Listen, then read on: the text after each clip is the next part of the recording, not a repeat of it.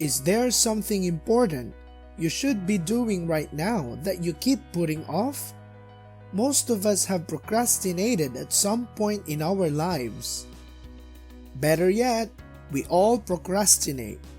I have been doing it while I was making this video. We all have been there before. Hey guys, welcome to another video from the Wisdom Mentor. And in this video, I will show you how to stop procrastinating in 5 simple steps. I know how tough it can be to get started on a task you've been avoiding. In this video, I'm going to share with you some of my best tips for overcoming procrastination and finally getting things done. So grab a pen and paper and let's get started. Step number 1. Make fewer decisions. Each choice we make has an energy impact. When you wake up in the morning, you should ask yourself, what do I need to do today? Well, you're about to procrastinate today by saying that. If you go into each new day without considering what you want it to look like ahead of time, you'll waste a lot of energy deciding what to do and what not to do. Should I work out today or tomorrow? Should I do chest or legs? Nobody likes leg day. What should I eat after my workout? All day, we ask ourselves questions like this. The problem is that questions force us to respond with answers, which force us to make decisions. This reduces your self-control and exhausts you, causing you to procrastinate on whatever is most important in your life. The first step to stopping procrastination is by reducing the number of decisions we have to make in a day, by deciding the day or night before, or creating habits so you automatically do the things you want to do. For example, when I want to work out in the morning, I choose what types of muscle groups I will work on and what exercises I will do. I also choose the clothes I will wear to the gym and to work the night before. I also write down the hardest task that I have to do the next day so I can work on that first. Doing stuff like this will free up energy that you can use for something more important that you have to do, and it will help you work better and stay focused on more meaningful and important things. Step number 2. This step is almost tied to the first one. One way to decrease procrastination is by planning your day in advance. Instead of going through your day without any guidance plan, your day in advance, the night before, this is how I do it. I choose a task that is really important and I give it my full attention first. This could be an important project I have worked on or a goal I need to accomplish. The second thing I write down is what I call my no matter whats. These are things I must do the next day without any excuse. This could be going to the gym, reading for 30 minutes, or studying. By doing this, I am able to focus all my attention on things I have to do, and that way I don't have room for procrastination. Step number 3. The nothing alternative. A helpful procrastination advice called the nothing alternative was developed by Raymond Chandler, a well-known author of crime fiction. He did it to keep from putting off his daily writing.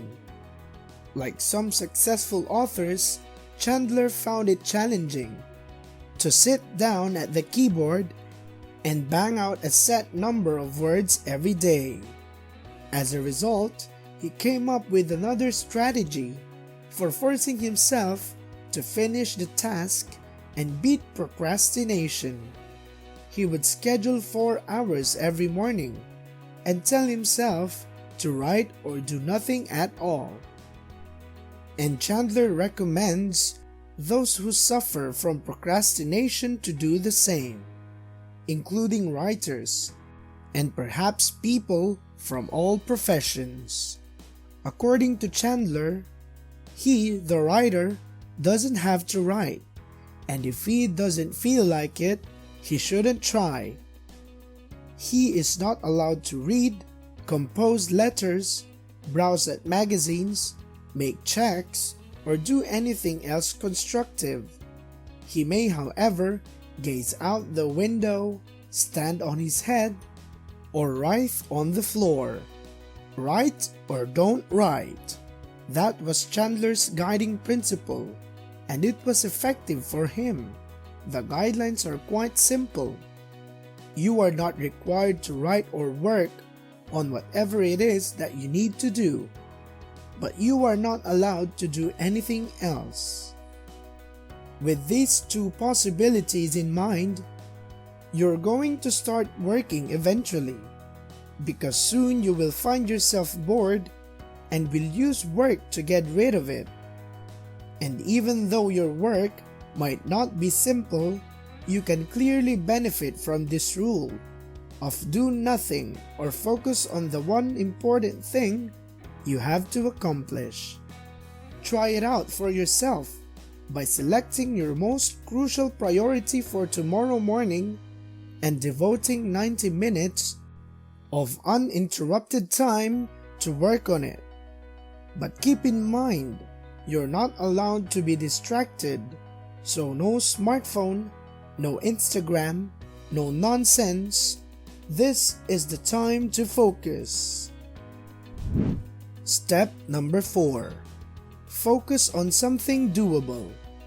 The potential act of dumbing down your brain by determining your exact next action for any given task you're working on is a topic David Allen covers in his book, Getting Things Done. It's one of the book's most inspiring ideas. Merely decide what step you need to take to get closer to finishing, then take it. We all know that procrastination causes a lot of stress and pressure, but the secret is how to release that pressure. The key to this tip for avoiding procrastination is figuring out the next physical action, no matter how small, that you need to take to move anything, a task, project, or phone call. Learn how to shift your focus. Focusing on something your mind recognizes as doable makes the difference that makes a difference. Let me explain. Think about the things you put off, like finishing a work presentation. As you think about how to give this presentation, focus on how you feel. Think of all the work it takes. Worst, right? How do you feel? Overwhelmed? Next, shift your focus to one simple thing you can do right now to bring this presentation a little closer to done. You may have to Google some images to include them in your presentation. It's doable, right? Take action and do it. The rationale behind this next action method is simple. When you do what your mind seems as possible, your energy increases. Your sense of direction and motivation increases dramatically, and you can motivate yourself to get all that you need. Ready? Done. Actionable points. Whenever you feel your procrastination is happening again, use it as a trigger to break down what you're procrastinating into something easy and actionable. Key note: even if it's as small as opening and naming a presentation. One small step leads to the next, and another, and before you know it, you have momentum. Step 5. Change your environment. Let's face it, you won't be able to quit smoking if you have cigarettes in your house or hang around with friends that smoke. Likewise, the final tip for avoiding procrastination is to remove the cues that trigger procrastination in the first place. If constant movement and noise prevent you from working in public, find a quiet place to sit and concentrate. To avoid delays and focus on what you decide to do, you need to remove all potential distractions from your work environment, both physical and digital. I used to put my iPhone in Do Not Disturb mode and leave it on my desk while I worked, but I would find myself constantly checking it. Now I pick up my iPhone and set it to good night mode and put it in a drawer where I have to physically get up to see it.